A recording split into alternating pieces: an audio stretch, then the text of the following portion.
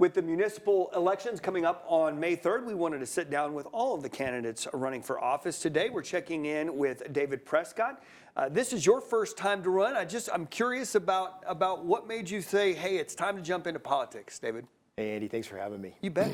To answer your question, I think everyone has a season in their life when they've had a experience, when they've had different things fall into place. And my season came this year. I've served on previous boards, and 2 of those board appointments ended this year. One ended in January with the Amarillo Area Foundation, and then one down in Austin. I was appointed by Governor Perry in 2013 and Governor Abbott in 2019 to the Texas Board of Professional Geoscientists. It was a 12-year commitment. Wow. In 2021, Governor Abbott appointed me chair of the Texas Board of Professional Geoscientists, and that term came to an end in February. Now I'm still waiting. When we're in our legislative session, the Governor's Appropriation Office or the Appointments Office has not given me a successor yet, but I'm told it's any time right now. So both of those appointments, or the appointment with the TBPG and my time as chair of the Amarillo Area Foundation, came to an end. And I feel that my skill set, both in business and on nonprofit boards and in education, it's a season that I'm ready for, and the timing is right. And for anybody who hasn't gone to your website and seen your resume, you've been a part of the nonprofit sector in Amarillo in terms of giving and serving. And as you mentioned, not only locally, but you've done that on the state level. Let's talk a little bit about your commitment to nonprofits here in town. You know, nonprofits and volunteerism is the heartbeat of a community. Starting out with the Red Cross, on a board with the Red Cross, gosh, and probably, in 98, 99 was the first board I was on. Don Harrington Discovery Center, the Symphony, Chamber of Commerce, the Tri-State Fair Board, the Amarillo Area Foundation, the Golden Spread Council of Boy Scouts, 13 years with those guys. Yeah. Served for 3 years as president during the bankruptcy lawsuit and the sexual abuse lawsuits. And we're so successful that we navigated through that. We're able to make a payment to the national cause. And just the experience of navigating in times of turmoil and crisis, the experience of dealing with very large budgets. You know, our city has a $500 million a year budget. That's a lot of numbers. That's a lot of zeros. And the complexities that go along with large budgets. Setting in Austin on these boards, and working on legislative appropriation requests, going through sunset committees. So all of these different boards and all of these different community activities in Amarillo, you just get to feel what the pulse is. Right. You get to understand. And I have a saying out there that city council position is a volunteer position, but we don't need volunteer experience. And a few folks have taken offense to that, and by no means did I ever mean to signify that volunteering is not valuable, that volunteering is not the lifeblood of a community. What I'm saying is, if you're going to volunteer, please have a certain skill set at $500 million budgets and dealing with very broad, far-reaching activities. Right. Everybody has a seat on the bus. Absolutely, we all have a seat on the bus. What is your seat?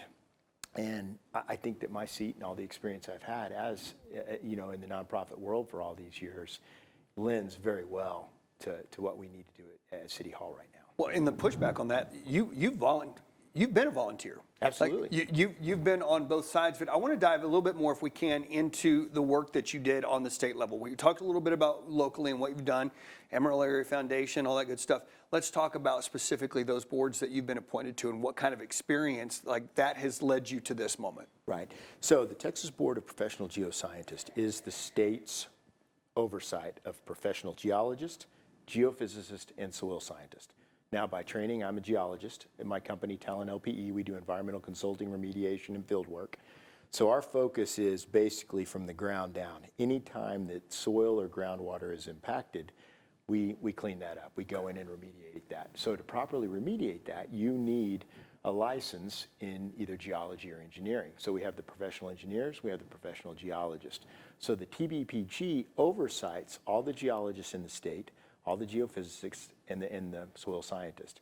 And so the board is responsible, mandated from the state, to make sure that the work being done is of a quality and a caliber that protects human health and the environment. And so all that rolled into one, just being on a state board, understanding how every 2 years the state legislature works, the appropriation requests, how all of that is processed and done in Austin is critical. I mean, most of our dollars stay on the I-35 corridor. What we get up here in Amarillo is critical. And so to be appointed, first time a chair had been appointed west of I-35, I thought it was a fantastic, accomplishment. And I tell everyone in Amarillo, if you get an opportunity to serve on a state board in Austin, it just gives us representation. And I tell everyone in West Texas that. Let's talk about your representation here in Amarillo. If elected for that place 3 spot, what is it that you want to see done here in Amarillo? What are some of the tenets of your campaign? I think it's critical. There's several things. The one thing that stands out to me in the environmental space for 30 years, my position in the environmental space, working for clients in the environmental space, the TCEQ, Texas Commission on Environmental Quality, is our state's EPA. When the city of Amarillo has had an enforcement action from the TCEQ for 2 years because of wastewater treatment plant. Now we got to be very careful on this because folks confuse wastewater treatment and clean water, 2 different distinct things. We're putting one in, we're cleaning one that comes out. So the wastewater treatment plant, the South Wastewater Treatment Plant, is, quote, from the mayor, the current mayor, held together by duct tape and baling wire. When I talked to Mr. Path, our new city manager, it could be up to $800 million to fix that plant. We have $38 million that Ronnie Jackson has given us to start the feasibility studies. We've known that this wastewater treatment plant is failing. We know when the flood occurred a couple years ago in 2023 that it damaged it even further. What does this all mean? This means that if we do not get on this wastewater treatment plant, current council says we have 5 years, duct tape and baling wire. Emergency, crazy. Why are we not talking about it? Why did we just start talking about it just recently with the public? How are we going to pay for that $800 million? We have to find those funds, because do we really want to go to the taxpayer, the citizen, and say, hey, because we've kicked the can down the road, previous councils 10, 20, 30 years ago knew that this needed to be done. We haven't been taking care of our housekeeping here. That's number one. Number two, continued transparency. I think there's some real issues in the city still with transparency. Has the current city council done some great things? You bet they've done some good things. We're all servant leaders. Every one of us is a servant leader. We're signing up for $10, what is it, every 2 weeks or a month, whatever it is. It's volunteer, as you mentioned. Absolutely. Yeah. So looking at that, listen and learn when I get in there and see what the current council has done that's worked. I think there's several things that they haven't done that they could do better. I think there's too much disruption. I think they're disrupting all things. It's my mindset, and it's how I run my business. Let's give the guys that we've hired, Grayson Path and his team, guys and gals, let's give that team some leash. Let's give them some run to do what they do best. Give the people the right tools, hire the right people, and then govern, manage, get off of them. Let them thrive and grow. The wastewater treatment plant, the roads, of course. How do we do this and be a good citizen fiduciarily wise, keep the monies low? We don't need to raise taxes, but you can't have the lowest tax rate and be able to fund huge projects. Right. Not only is the South plant bad, but our River Road plant is in the same shape. Are we even talking about that? You and I, both at our houses, what's going to happen when we flush that toilet and it doesn't go anywhere? But what's even worse than that, when we flush that toilet, it goes to a plant that can't handle that flow, and we're pumping raw sewage out to Playas. That's what we did here in 1880. We just pumped raw sewage to Playas. And that's not the society we are. So lots and lots of things to look at. Again, roads, there's many things, but that's my number one goal. So you have served, as we talked about that, what has it been like, your introduction into local politics? You've been, again, served on those boards, but I'm just curious in what the experience has been for you running for office. I know we're just kind of getting the thing started, elections in May, but how's that been for you? The division in this city, we know that there's division nationally. Right. But we think we're a conservative group here in Amarillo. We're all rowing in the same direction. It is absolutely nauseating, the fake Facebook accounts, the teaming up, the bullying, and that's fine. I've got thick skin. I'm not worried about that. But the messaging and the blatant lies that are spread and continually to be spread it's no wonder America and all individuals are confused and angry, because the messaging is just nonstop. It's private, it's public, it's you did this, you said that, this or that. That is not what I said or what any of the other folks that are running are saying. We're all signing up to get in this arena, to serve the city. Yeah. And it really comes down to what are your skill sets? And we all believe the same thing. We want to make Amarillo better, but it's everybody on the fringe just growling and just fighting and pushing. And for what? To have a better city? Just because I might have one way to get to work and you have another, but we both get to work at the same time, is which way was right? Yeah. It's an interesting thought, but the entire experience has been rewarding overall, but it is also nauseating, just from the fact that it's just nasty. Well, I want to give you an opportunity. Is there anything out there that got spread that you were like, hey, I need to clear this up? This is not who I am. This is not what I've done. Is there anything that you want to clear up? The one thing about the volunteer, city council or city hall is a volunteer position, but it doesn't need volunteer level experience. Why do I say that? It's a $500 million a year budget. Do you have experience dealing with $500 million a year budgets? Do you have experience with Robert's Rules of Order? Do you have experience with governance? Do you have experience working in very highly tense crisis situations? I have all that. I have all that experience. What is the requirement to run for City Hall? Most people don't know this. Live in Amarillo for 1 year, not be indebted to the city. That's about it.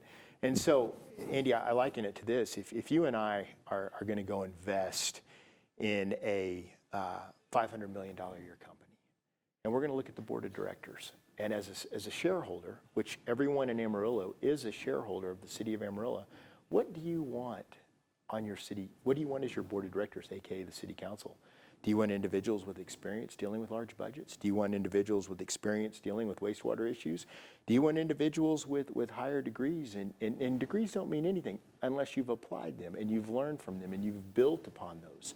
I've gone to school every decade of my life. Undergraduate in '95, came here from Oklahoma City, went to WT, environmental science and biology. My business was successful, an MBA in the 2000s. MS, and I'm finishing up right now a PhD in ag science. So I think I have that skill set. I don't think I know I have the skill set in dealing with wastewater and different things like that. But going back, are those the type of folks you want running a $500 million a year business? There's always a place for a volunteer. Always. Everybody's needed, everywhere. But at the highest level of our city, what do you want? And what does the shareholder expect to move the needle forward? I think that's very important. So that would be one thing. I don't want to offend any volunteers, at that point. Another thing that keeps coming up is the involvement in the range. My company wrote a check for $25,000, and we invested in the range at a membership level. A lot of people, what's your connection? I want my money back. You've heard that over and over and over again. I want my money back. I want my money back. Well, let me tell you, folks, if there is fraud and there is something going on with the range, I want my $25,000 back, which I invested. Why did I invest in the range? Because they were doing some initiatives, still are doing some initiatives with the Ogallala Aquifer. I built my entire career on that natural resource, cleaning it up and ensuring longevity. So individuals, give us our money, give us our money. But they don't take the time to read, understand. You'll see my company's name out there in all these posts saying, give us our money back. Well, I'd like my money back too, because I invested in the range. And that would be one thing that you just constantly hear. It's just churn and just, come on, let's have a conversation about it. And here it is, we're having it. Yeah. So, at that point. Well, and I appreciate you being, open and upfront about all of that stuff. Where can people go in terms of, if they want to see more about what you've done, give us your website real quick where they can go. David Prescott for Amarillo.com. That is my campaign website. Okay. Please email me, call me. And this is a challenge as well. So many posts through the campaign. And individuals will tag on to the back of a post from some of the first posts we did. And then they get angry because I don't respond, and that's 1,000 posts ago. Right. And it's very hard. Shoot me an email. Just shoot me an email at davidprescott@amarillo.com. All the data's there, and I will respond to it. And then a lot of people say, well, we want this in the public record. We'll just cut and paste it and take a picture and put it on your put it on the thread. It's not a secret. I'm not being bought by any one person. I have a huge base of individuals that are supporting me right now. I need all the support I can get. It's a very expensive campaign. There's a lot of dollars being thrown at this, which I think is asinine. I want to dive into that. Yeah. In terms of the money, I think the last election we saw it quite a bit in terms of the dollars that began to roll in, but the dollars that are being spent on a local election, it's a lot. It's nauseating. It's ridiculous, and it's folly. Yeah. I mean, it is, you have, I mean, the numbers that we hear from the last election, I take individuals, I would challenge folks out there, look at the dollars. Those reports are very, very public. Who is funding these elections to this point, and why? Why? I mean, what would be the agenda for that? Why would an individual, I think there should be a law right now, if you're going to run for city council, a place, the mayor should have a higher budget. I think the mayor should have a higher budget. But I think we should cap it at like $25,000, because this becomes a game, it's not fair to everyone. It becomes a game that only certain people that have the support can do it. And I don't think that's what it's meant to be. I still believe in the education. I still believe in the experience. Like I've said, you've got to have those right people running this thing. But the dollars being spent on this are ludicrous. We're going to have, obviously, we're going to dive into all of the numbers when it comes to who's giving what. We're going to be taking a look at those reports, so you're going to be able to find that information on myhighplains.com. Those are those campaign finance reports. They are public knowledge. We do ask for them, and we do post them, so you'll be able to go and look for yourself. Thank you for doing that. Well, we believe that's part of our job, is transparency. Right. Is this information is out there, you deserve to see it, and that's why we are interviewing every single one of the people running for office. I give everybody that I talk to an opportunity to look straight into the camera and tell voters why they should vote for you on May 3rd. Well, right there. Right there. Right there. Well, Amarillo is at a crossroads right now, folks. Amarillo is a fantastic city. We're not growing as quick as our peers are. You don't have to look at much data to realize that we're a third or we're half of what Lubbock's doing, half of what Midland's doing, half of what all the other cities in West Texas are doing. We have so much to offer here in Amarillo. Why David Prescott? Like I said earlier, the wastewater treatment plant, it cannot continue to be kicked down the road, or we're going to have some real pains in cost. We're going to have some real pains in fines, and this is not what Amarillo needs to be. We know, and we have known for years that this was coming, and it doesn't seem to be gaining any traction. That would be the first thing I'd do. Continue to try to fix the roads. It's a nonstop process. Why are we constantly behind on all these activities? Why are we constantly behind on fleet vehicles and front-end loaders at our waste transfer stations? Why are we behind when we have so much going for us? What are the constraints to bringing in new business? I'm going to fight for economic development. We have to continue to bring in world-class companies. That doesn't mean we're bringing in companies that are going to compete against local firms, but we're going to bring in companies that are going to give us good jobs. Wastewater, roads, economic development, and all being as fiduciary responsible with the budget as we can. It's my season. Like I said earlier, I have the experience, I have the education, and the season of my life is right. I'm healthy, I'm vibrant, I have a lot of time in front of me, and I want to make a difference for the city of Amarillo. So humbly, I would ask you, if you are tired of this exhaustion and this status quo, let's make a change and vote on May 3rd. All right, David, early voting starts April 21st. Last day to vote is April 29th. That's the early voting, and then the election is on May 3rd. We'll continue to have more coverage of all of the political candidates that are running for office, and then we are your local election headquarters, so you can guarantee that we'll be having those results and having a crystal clear dialogue about the city of Amarillo. We appreciate your time, Thank you. David, and we've got more coming up after this.